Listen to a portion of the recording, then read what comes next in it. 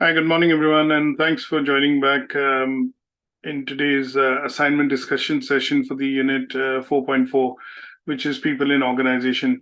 As you've been covering the unit with me in the last couple of weeks, we've discussed, the unit in detail, covering all the learning outcomes from learning outcome 1 to 5. And today we are going to be looking at discussing the assignment discussion. So I'm your tutor and the lecturer on this particular unit, Raman Singh, and we're going to go into a bit of detail with regards to deconstructing the assignment brief so that you're able to achieve this particular unit.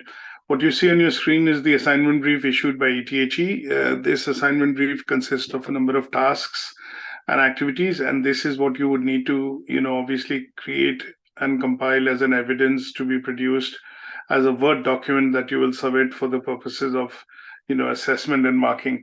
Now, this particular unit is not graded, so it is pass and fail. Obviously, you're going to achieve a pass. A pass would mean that you're achieving 100% marks, and that is where you would be needing to complete task 1 and 2.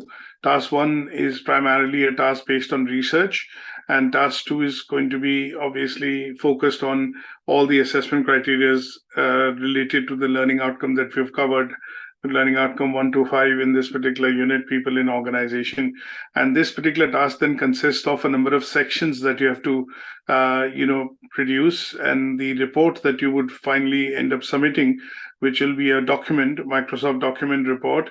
That report would be actually broken down into 5 sections: Section A, Section B, Section C, D, and E. Each of these sections actually correspond to each of the learning outcomes of the unit. And what I'm going to do very shortly is to also show you a snapshot of how you would go about doing the assignment. And I'm going to share my full screen, which will give you a perspective of, that these are the documents that you need to have to be able to start putting together your assignment. So let's show you a full screen wherein I want to actually show you all the documents that you would require, if you have them to hand, to be able to successfully complete and achieve this particular unit. Now, the first document on the left hand side is what you see is called the unit specification, and this is something that we've been using for the discussion of our learning outcomes and the unit that we have covered so far. The second document here is what is the assignment brief, which is issued by ATHE. And this assignment brief primarily is a combination of the learning outcomes and assessment criteria being converted into tasks and activities, which are given here. The third, what I've done is I've deconstructed the Word assignment brief into a PowerPoint presentation. And this PowerPoint presentation is something that we'll go through very briefly, although most of the discussion today would be focused on actually looking at the activities given in the assignment and how to put together and pull together the evidence to achieve the unit. And on the right-hand side, I've shown a Moodle. And on the Moodle, what I've done is I've updated the Moodle with regards to all the details required to be able to start this particular assignment. The first document that I've uploaded here is the assignment discussion presentation that you have seen, which is open here. Then I've uploaded the assignment brief, which is this document here in the middle. And then I've also uploaded a sample of the assignment for those of you, who want to look at how this assignment is to be produced. And for some of us, if it's back to school after a number of years, sometimes looking at, an actual assignment gives you visually some idea, for you to understand how you would need to go about producing your own assignment. So this is the assignment discussion presentation, which I've opened up here separately. This is the assignment brief, also open on the screen, and then a sample assignment, which has been submitted by one of the learners, covering all the tasks of the assignment brief for reference purposes only for you to look at, has been provided so that you are able to see this and then, obviously create your own assignment for the purposes of, completing and achieving this unit. Now, what I'll do is I'll switch you back to the presentation first, because what I want to do is take you through some of the important qualitative bits which are required for us to put into perspective what would be the assignment requirements be and how we would put them together to be able to meet the criteria in the first submission. Now, basically, a couple of things that you have to keep in mind. one of the things that you have to keep in mind is the assignment declaration. This declaration is primarily a declaration of originality, which is to be signed and filled and provided along with the Word document. This is available upon Moodle as one of the first documents, in the pre-enrollment section of the course. And this pre-enrollment section of the course, primarily, you can download this as a Word document, and it can be used again and again, because for all the assignments that you will submit, this is something that will be required to be completed. So you can fill this up once and then keep changing the name of the unit. So it requires you to put your name, your registration number with ATHE, obviously the unit name, and then on the top, you mention the name of your course. You'll need to check all these boxes, and they will do a signature towards the bottom. Now, this declaration can also be completed on the website, because we've got soft copies of these declarations now, but having a Word document and downloading it and then sending it along with each time you submit the assignment would also be acceptable. And this declaration of originality basically is asking you to sign and submit and say that, yes, one, I've produced my own assignment. The work that I've produced has been referenced. I've not colluded or, essentially worked with anybody to be able to produce this assignment. And any such work that I'm submitting is, and providing appropriate references to different authors and publishers or contributors from which I've taken the information, paraphrased it, and then obviously submitted for as my own assignment. Now, some of the basic tips for those of you who are looking at doing this as a first session with me, I normally look at also advising you on how to structure and format your document. I think one of the important things that you will learn, especially when you're studying a qualification from the UK, is that you need to be able to put together the document in such a way that it looks professional. And this is the use of this will require the use of your IT skills or improving your IT skills. And assuming that you are taking some of these tips from here would also help you improve some of your assignment formatting and submission skills. So here the idea is make sure that you read the assignment carefully, so that you're attempting the task which is given in the assignment and not beating around the bush in terms of indirectly addressing the criteria. Because let's face it, that when we do the when we do the assignment, what we want to be able to do is make sure that we are writing, which is my writing or creation of the evidence is succinct or is directly related to the content or the task being asked for. And obviously, the other bit that we have to keep in mind is that sometimes when you look at writing the assignments, you also want to adhere to the word limits, specifically when you look at stepping into the university, because there, if you exceed the word limit by 10%, you are penalized. And the idea here is to reference and academically write in third party the assignment, so that you are also picking up and developing the skill of how to write academically, paraphrase it, and then also reference work appropriately in places to be able to write precisely what is required as evidence for the task. The other bits that you have to keep in mind is that when you look at formatting a document, make sure that you number, when you use page numbering, you use font size 12, you do a line spacing of 1.5, and also ensure that you write the tasks out clearly before submitting the evidence. So, for example, if you're doing task 1.1, you need to write the task 1.1 as it is from the assignment brief, and then attempt the task underneath it. This allows the assessor to also clearly identify what task is being covered, and it makes it easier and quicker for marking as well, because you followed the assignment brief as it has been given in the assignment brief for the purposes of doing the assignment.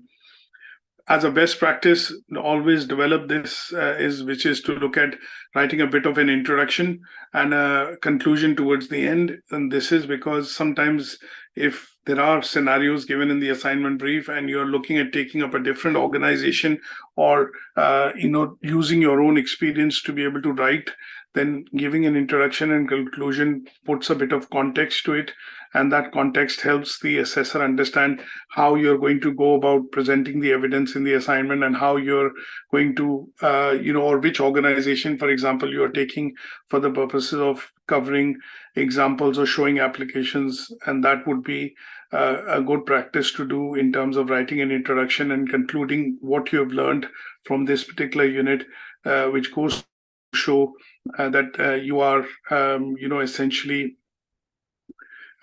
summarizing what you've gained by studying this particular unit in terms of your knowledge. Now, some of the useful tips would be, there is something called command verbs, which I want to essentially mention that are going to be important simply because of the fact that when you go back onto Moodle, and I would like to show this to you while I talk in the background, that when you look at the Moodle in particular, what we've done is in the top section of the course. So this is where your assignment declaration is, which is a Word document. And then what we've done is we put command verbs here. Now, what are command verbs? Command verbs are essentially words which describe what the task is asking you to do. So there are going to be about 23 of such command verbs which will come across in all the units that you're going to study in this particular qualification. And this particular document is going to be useful for you because if you know what the word is, what is the meaning of the word and what the word is and how the word is essentially defining the task, then the evidence that you provide or the write-up that you start writing to answer that task is going to be related to the task, is going to be focused, and is something which is going to provide concise information as it is required or as it is asked for in the task that you're attempting. So knowing the meanings of these words would be very useful. And there are some 23 to 27 different words which will come across in your assignments across the units in the course.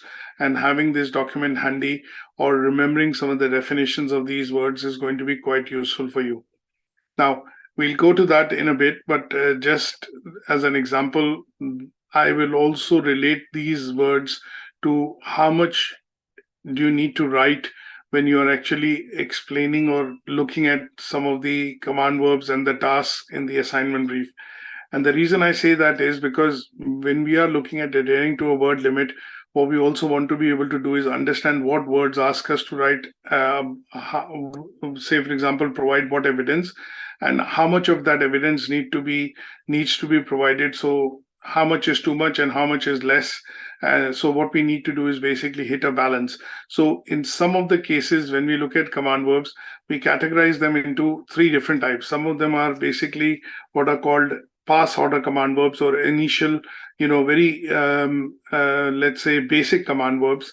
And they tend to be explain, describe, define. And here is what you need to do is write about 70 to 100 words to be able to cover the task. Then you have words which are assess, examine, clarify, analyze. Here you need to build arguments.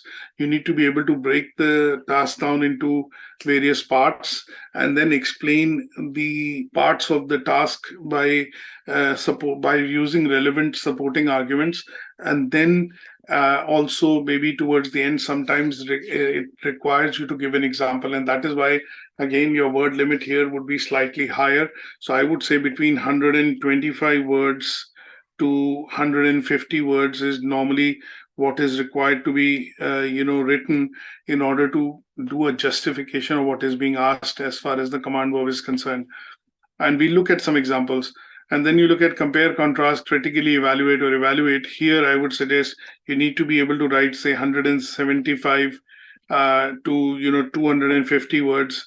Sometimes even I would say between 150 to 200 words is because, again, when we look at evaluate here, we also need to do a verdict. That means you need to give a judgment towards the end that how you've compiled the evidence, why you've given positive and negatives or advantages or disadvantages.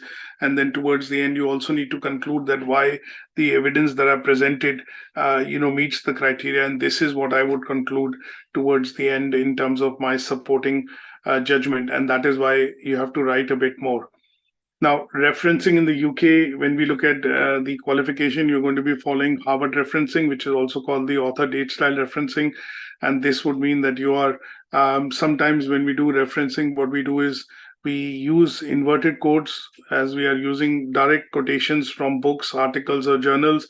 And here we are without altering the meaning or the text in the way that we write. We have to include that in direct quotations or inverted quotes, and here that are called direct quotes. Sometimes you read the text and you write it in your own words without changing the meaning, and that is called paraphrasing, but you still need to reference the work and give credit to the author from which you are borrowing this text or taking the text from, or the context from. And in this case, what you need to do is reference, and that is what would be required to be done. Now, typically for this particular assignment, people in organizations, you are expected to write between 3,500 to 4,500 words. And depending on how you write and how do you academically write, or how do you reference the work by building arguments into it, you would be able to achieve this unit and the task given by writing in terms of sufficiency between 3,500 to 4,500 words. Now, the other thing that I would suggest as a bit of a tip would be that when you start doing your assignment and start compiling the evidence, you have to always keep in mind that you have to have a balance of how you put your work together. Now, sometimes when you do assignments and you do not include theory, the work tends to be more descriptive.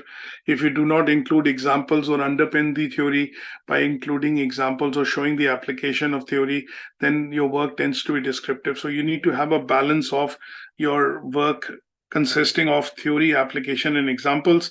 And these examples could be examples of the scenario or based organization which is given in the assignment brief, or sometimes you choose the organization of your which you are aware of, which could be the organization where you work, and that would help you bring in practical examples to make the work a bit more, let's say, practical, wherein it will be a combination of you putting work together, which is basically underpinning the theory, but at the same time showing your understanding of when you put the applications or practical examples into your work.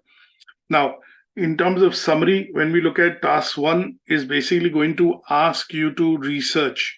So task 1 here is going to ask you to research. So task 1 is asking you to research workplace practices. So there is no physical task involved in actually, doing task 1, but task 1 is asking you to basically we'll go into details in a minute. It'll ask you to basically research some of the key areas of study that you've done in terms of the learning outcomes of the unit. Task 2 is actually broken down into 5 sections, and they will correspond to activities and learning outcomes which we have covered in this unit. And each of the sections in task 2 will focus on addressing some of the assessment criteria of learning outcomes 1 to 5, and they will basically form your main assignment. Now, this scenario is something that I've taken from the assignment brief. It basically gives you an idea that, or a background to assume that you are working in a medium-sized company called Century Limited, and you've recently become aware of some of the problems which the staff is facing, and this has led to an increase in absenteeism, staff turnover, as well as poor morale and drop in sales. Now, the middle managers, this is the context which the assignment brief is giving you. The middle managers are relatively inexperienced, and the managing director has asked to guide them to do a review of their own practices in order to establish what are the causes of these problems. That means absenteeism, people leaving the company, and poor morale. What are the reasons behind these problems? And you've been asked to produce what is called a formal report that would be put forward to the board. Now, in order to draw the report, you've been asked to have a good understanding of workplace practices, the procedures, their impact on the workforce, and what you're going to do is you're going to provide exemplification of current practices in a range of organizations. That means you're going to be using a lot of examples from other organizations as best practices to highlight some of the problems in the organization and use some of those best practices or examples to say that this is how it needs to be done, or this is what needs to be implemented in order to turn things around. That means reduce absenteeism, increase the morale of the employees, and ensure that people don't leave the company. Now, with this scenario or background in mind, you've been asked to first do research across 3 areas. One is communication practices, second, team working practices, and the third is what support would the staff require, including, processes, policies, and systems which HR would need to implement, HR department would need to implement in the organization in order to reduce absenteeism, staff turnover, and low morale. Now, it says that you may also wish to use organizations that you know well, for example. That means it is not mandatory that you use Century Limited as an organization, because it's a fictitious company, to basically use it in your work. But if you're familiar with any other organization that you've worked with or at your place of work, then you could bring that, use that organization and bring it into your work to quote examples in order to, complete some of these tasks. Now, task 2 is the task which is actually the tasks that you have to do and create a report. And this task 2 is divided into 5 different sections, section A to E. And each of these sections essentially asks you to do specific activities. And as you would see, that it would address specific assessment criteria. AC stands for assessment criteria, and individual assessment criteria would be addressed when you're doing some of these tasks as far as, writing the assignment is concerned. So these are things which I've taken directly from the, Word document and just put them into a PowerPoint presentation. So it's easier for us to discuss, and in terms of what is required or what is being asked for in the assignment brief to be submitted and to be completed. Now, the last slide, we'll go into a bit of detail in a second by actually showing you the document. The last slide that I've got here is basically giving you an idea in terms of, some tips here, that when you do use work from UK Versity slides, and if you need to bring them in your work, then please use appropriate referencing like this. In some cases, we do not see references because people would normally read a lot of text and paraphrase it and write it in their own words. And in those cases, your references would be termed as bibliography, and that would be presented towards the end. Now, your assignments will need to be submitted onto the email address learnerwork@UKversity. And what we are looking at is 2 weeks from today to be able to submit this assignment for the purposes of assessment. And that would be, the date of 27th of November. Now, this is just to give you an outline in terms of what the assignment requirements are and how you would go about doing the assignment. Now, let's switch over to, the sample assignment that I've got, which I'm going to discuss and show you so that you are able to, see how the assignment has to be essentially done.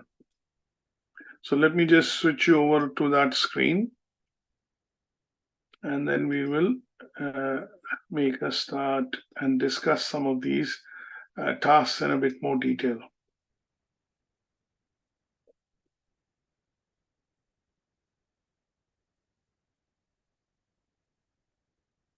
So let's look at, I'm going to show you the full screen because I need to essentially discuss this in a bit more detail. So let's go across and cover this.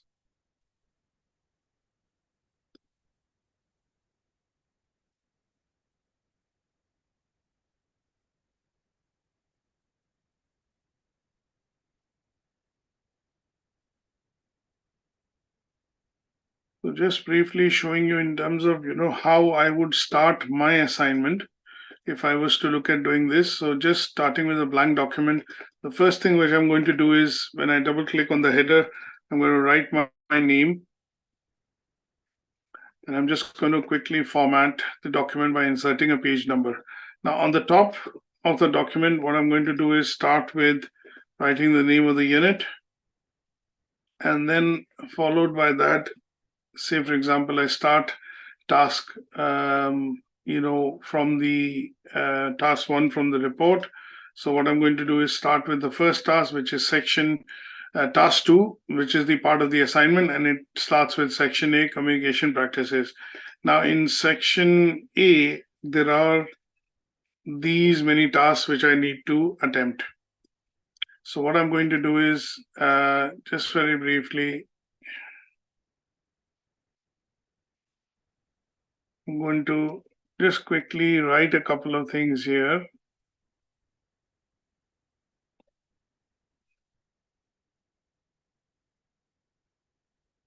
Just to structure the assignment, I'm going to show you how I would go about doing it. So I'm going to try and insert a page break here and a page break here.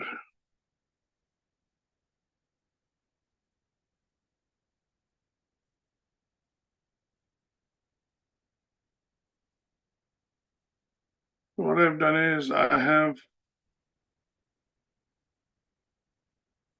what I've done now is basically I've got a document which basically has all the tasks written in it along with my name, and all the tasks have been copied in from the assignment brief, and I put a last page together for references. Now this is how I would go about starting to do my assignment. Now what I'll do is basically insert spaces here as I go along, covering each of the criterias, and that would mean that the tasks are very clearly written, and at the same point in time I am going to write the evidence.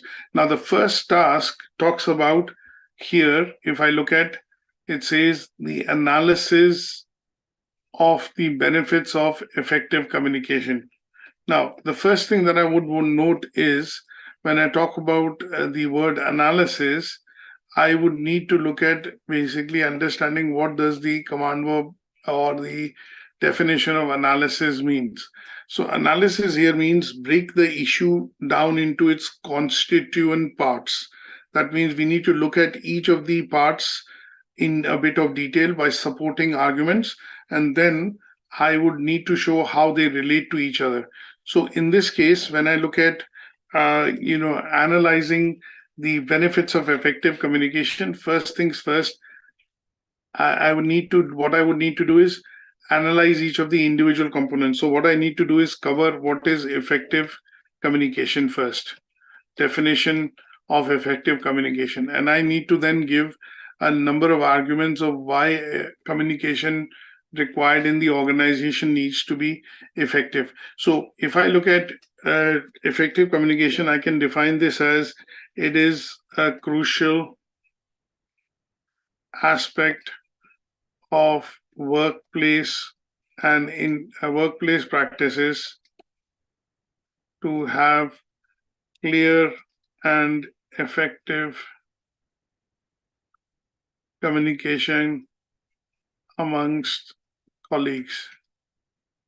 Now, you could also define it in any other way that you think it is useful, but what I would look at is sometimes making the roles, responsibilities, and giving clear instructions to colleagues and staff. Say, for example, staff makes their jobs easier to understand, and this reduces the chances of any conflicts, misunderstandings and mistakes. This is effective communication in a workplace. So what I've done is I've kind of defined, what is effective communication, and I have gone into a bit of detail to explain how effective communication can be achieved, within an organization. Now, I need to talk about what are the benefits of effective communication. So here, the next thing that I would talk about is benefits of effective communication.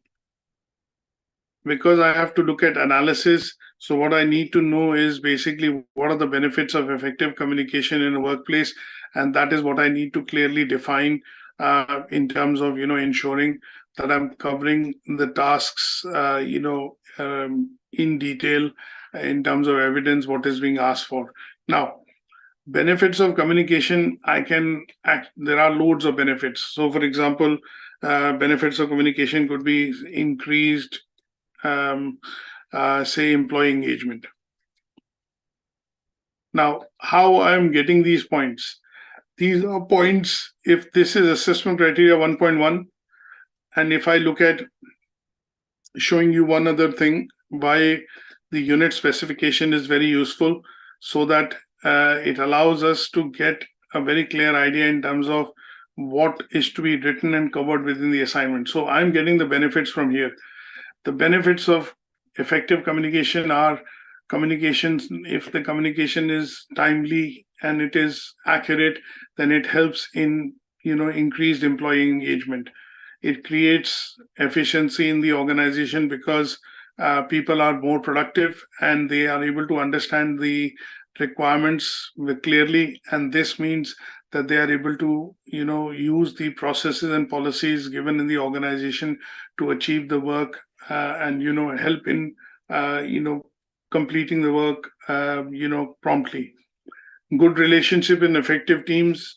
Similarly, morale is high. Clear messaging and customer and supplier relationships tend to be more friendly, because it avoids any ambiguity or any bureaucracy within communication which is happening between internal and external staff. So these could be benefits of communication, effective communication, that you need to highlight here. Now, when I highlight these in terms of some of the benefits, then I am also looking at covering the indicative content given in the unit, but at the same time, what I'm also doing is I'm addressing the criteria which is asked for in the say, for example, the task. So in general, what I would suggest is having the assignment brief and the unit specification when you are actually writing the assignment is useful, because if you need to know what kind of points need to be covered or addressed essentially in the task, then you can look at the indicative content, and that gives you a very clear steer in that direction, that this is what I need to cover when I'm actually writing this particular evidence for the task. And that makes it easier for you essentially to discuss some of the benefits of effective communication, and this is what is required essentially to cover this task. Now, if I take you back to the task, what you're looking at doing is, if I take you back to the document, and this is how I would cover this particular bit.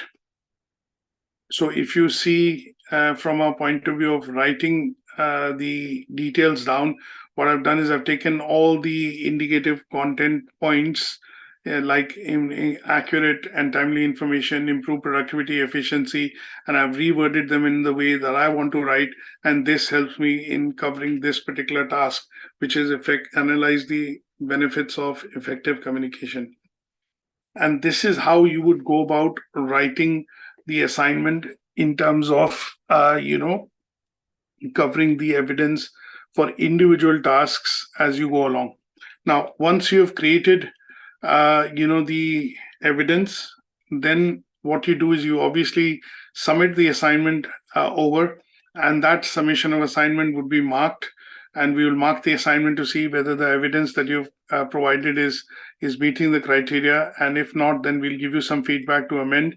But once you submit this to us, then it's an approach wherein we take a bit of consultation to say what you have done correct, what you've not done correct, and where if there are any areas that you missed out on, then the feedback can be provided so that you can improve, add or amend that work, and then resubmit it back to be able to achieve this particular unit. Now, what I would want to do is, this is how you would go about actually doing the assignment. And I've given you a clear steer and an example in that direction in terms of how you would do the assignment. Now, one of the things that I would do, say, for example, if I carry on like this, and assuming I end up then, completing the assignment, what I would also do at some stage would be compile and add references to this. So this text that I've taken, I'm going to add some references, and these are the references that I've got for the purposes of, writing just the first task.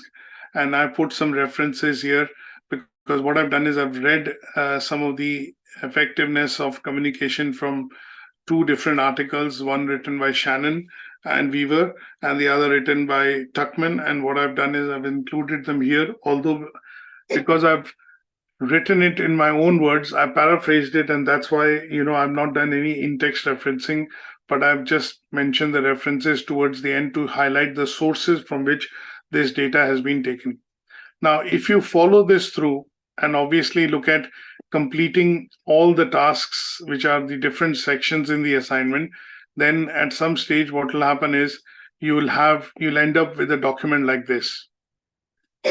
Now, in this document, what I've done is I've written a bit of an introduction because I've taken a different organization apart from, say, Century Limited, which was given in the assignment. I've basically, created headings. And in some cases, after writing the headings, I've compiled the evidence. And as you can see, this report then goes and covers different sections which are given in the assignment brief. Section A, going to section B, and then addressing all the tasks in section B will lead us to go into section C, followed by section C going into section D. And then the last part, which is the recommendations. And towards the end, I've put all the references together that have been used. And that would essentially look like a finalized assignment that I need to produce and, submit to be able to pass this particular unit. So this assignment, just as a full assignment, I have also provided as a sample for you to look at, but in the PDF format so that it's not copied and it's not something which can be used exactly as the same item to then submit it back to us. That's why it has got a watermark and it has been produced in a PDF which has been uploaded onto Moodle. So if I show that to you, or I've actually shown that to you earlier, but just very briefly, if I show it to you again, this is the assignment which is up on Moodle, and you should be able to refer to this particular part of the assignment as a sample that you want to look at once you've done your own, assignment. And that is given here. If I go down, it says sample, the last document, and that is the sample for you to look at. So this is how you would go about compiling and doing the assignment for this particular unit. And once you've completed, you would submit it back to us, and then we will mark it. And then, that would be marked as a pass. And once you pass this particular unit, we'll move on to the next one for the purposes of study. So any questions at this stage? Any questions at your end, Vanessa?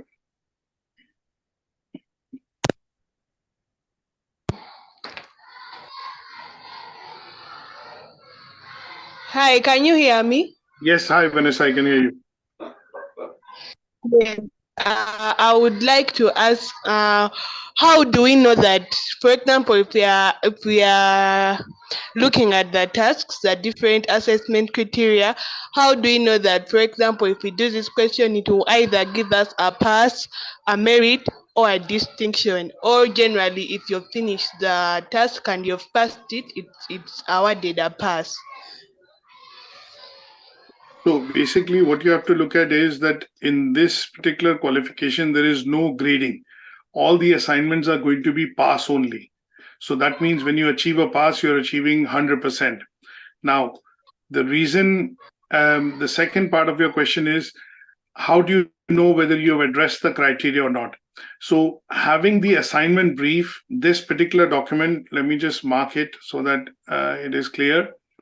So when you look at the assignment brief, this document, and having the unit specification together when you're doing the assignment is a good idea, because when you look at each of the tasks given in this section, so if I put it this way, that you look at each of the tasks which is given here, just let me mark that again.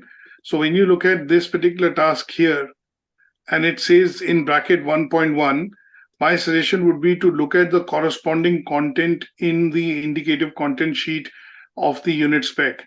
And they would tell you very clearly what you're required to cover. So because it talks about the benefits, you're looking at the benefits part of it here. And then if you cover these parts in the benefit when you're writing your evidence, you are going to 100% meet the criteria of the task. Now, in the second one, just as an example, if I look at just as a different one, it says an outline of legislation required for communication within organizations. Now, this is assessment criteria 1.3. So when you look at the various tasks given in the assignment, what you would also see is that here it talks about the word legislation 1.3. This is first bullet point 1.1, second bullet point 1.2, third bullet point 1.3. So if you cover these legislations for this particular task, you would be looking at meeting the criteria of the assignment brief, and you are going to be sure that what you're providing as written evidence is as per what is required for the assignment. And that would meet the criteria, and you would be 100% sure that you're meeting the pass side of things, or you're achieving the assignment. Is that okay? Yeah, that's okay. I have another question. Yes, go ahead. I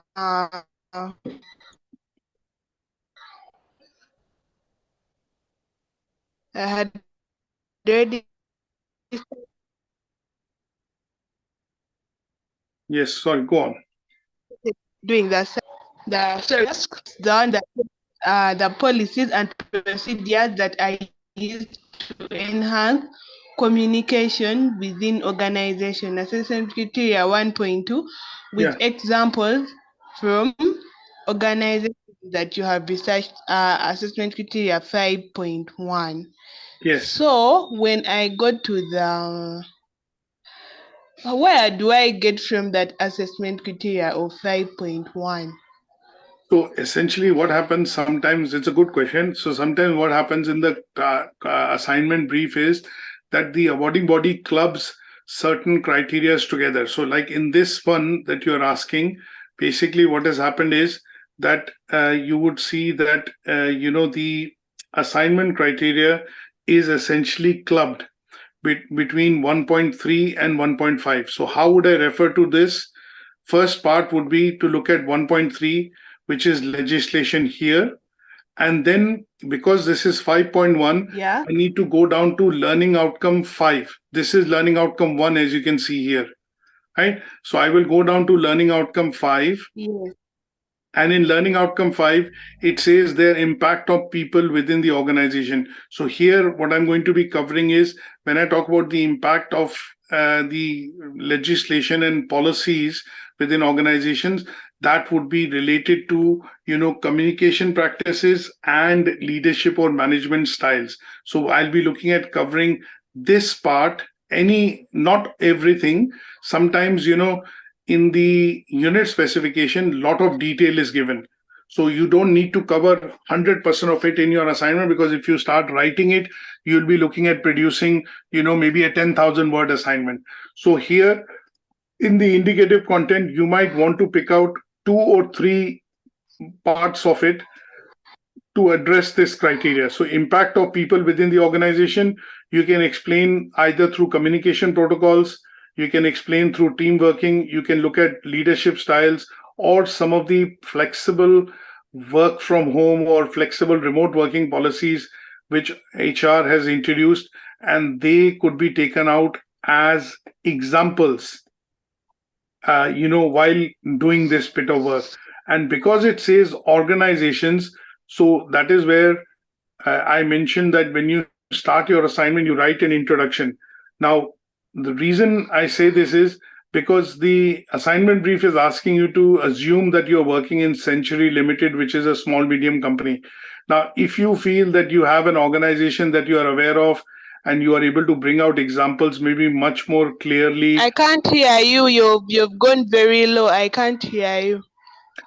So when you need to look at, essentially addressing some of the indicative content, what you need to do is look at the bullet points given in the unit specification, and using those bullet points, choose the most appropriate, not all, but maybe one or two such points that would allow you to essentially, look at covering the content which is being asked for, and then use an example, because it says here an organization. So you would need to look at either Century Limited or look at maybe an organization that you know or are you aware of, and that would allow you to complete this particular task. So I think from my point of view, sometimes, as I mentioned earlier, that you have to read the task clearly and, maybe understand the task. And when you read and understand the task, what happens is you have to, after reading it once, maybe sometimes we do not get it, but you read it twice. And what then you do is you also create a bit of a, let's say, a plan in I'm sorry, but I can't hear you properly. I can't hear you. Very low. That's fine, Vanessa. I think at my end, obviously the voice is full, but you might be able to refer to the recording again if it is something which is you're not able to hear it clearly. Any other questions at your end?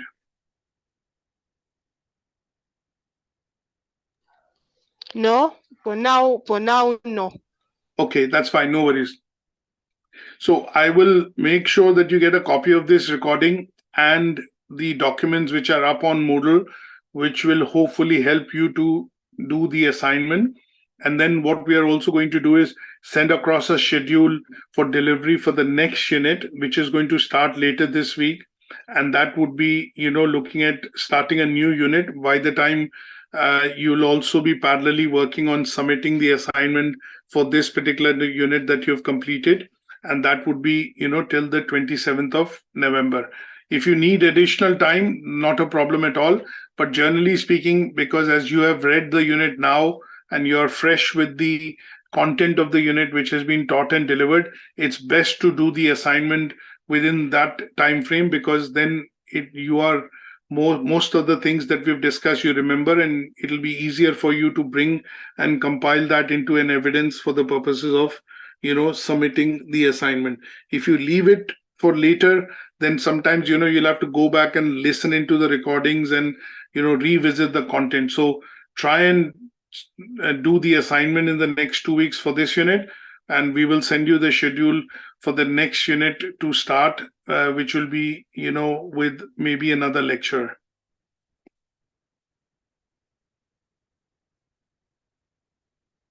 So thank you for attending. Okay.